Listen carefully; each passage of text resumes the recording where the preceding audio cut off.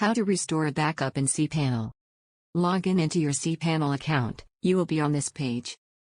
Now go to Backup Wizard in the Files section, click on it. In the first step Backup or Restore, click on the Restore button. In Select Restore Type, you have 4 different options to select any one option. Let us select the first option, Home Directory. Now click on Choose File. A pop-up window allows you to browse your desktop. Now select the backup file for Home Directory. Now click on Open.